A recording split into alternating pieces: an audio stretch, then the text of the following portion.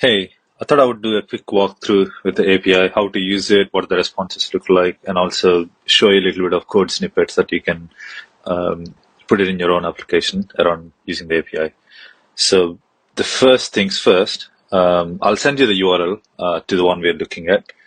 So when you open it and you click on Transcript LOL API, you need to put in your API key. So you can find this in the variables section. This is the only variable you need to set. Everything else you can you can use as they come. So this is the variable you need to set.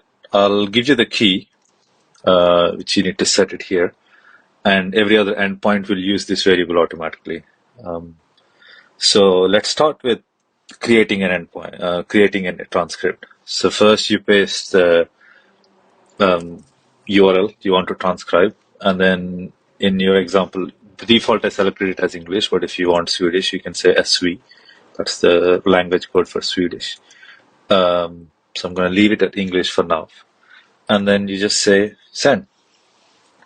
It takes a few seconds, and then you'll get a response which contains the transcript ID. So this is the ID you can use for the rest of the endpoint. So you can see you have a bunch of other information around how big your transcript is. So in this example, I'm only showing how to use a public URL. I think this is a good sample case for all other use cases as well. So you can call this endpoint, just send, and then you can paste the URL here, select your languages, SV if you like. I'm just going to keep it to the end. And then you create a transcript. If you want to get a transcript, so you go to get transcript.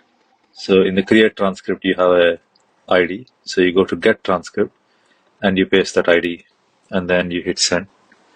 So obviously you have to wait a few minutes for the transcript status to go to completed. Otherwise, it's going to take some time. So you have all this information about the transcripts, any question Q&As, so bit of metadata, and then the actual transcript itself starts here. So you have the full transcript, or you can have individual breakdowns, like what was said in the first 5 seconds and the next 5 seconds, and so on and so on and so forth. So you have the full transcript right here. You can also see the summaries also right here. So you can see the summary. What was the summary for topics? Yeah, so you can see the summary. This is the summary for the first. This is for summary for 10 minutes. You can also see the top level summaries and everything. Everything just shows up in this one simple interface. That's about creating transcript and getting a transcript. As this, all the AI features will be a part of this. And if you really want to use code, this tool actually has an option. So you can say code, and then you can select whichever language you want the code in. Suppose you want the code for, let's suppose, JavaScript, right? So if you say JavaScript, it will give you the piece of code to run this for JavaScript automatically. So this is the code. It generates the code. This is a nice program. You can also generate code for, let's say, Node.js using a different library.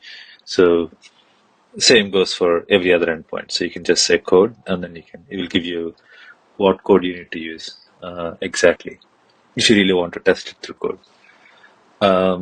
Similarly, you can do delete transcripts. You can use this to list all the transcripts you have made so far. So this shows all the transcripts you have. If a transcript failed for whatever reason, then you can use this endpoint to retry that transcript. You need to update the transcript ID. You can update the speaker labels for a transcript.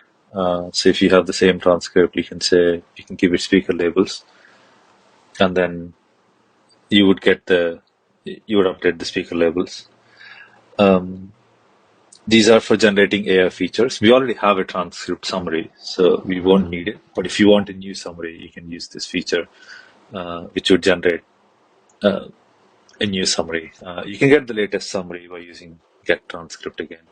So when you update the get transcript, you get a latest summary.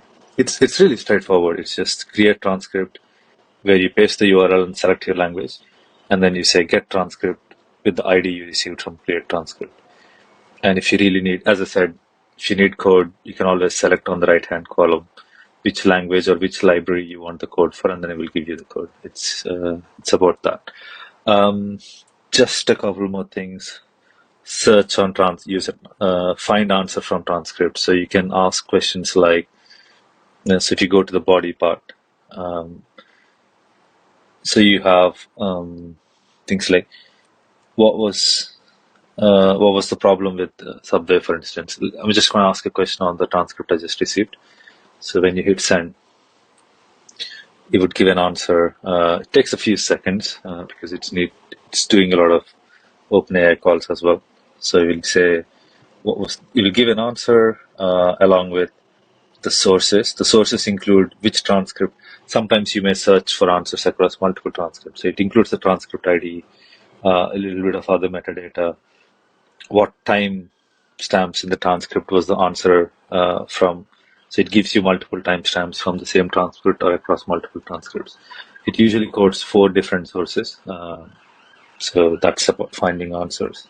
Similarly with search on transcripts, you can search for an expression across all your transcripts. I think find answers is probably the one you're most interested in. Yeah, I think that's everything. Let me know if you have any questions. I'm happy to answer. Cheers.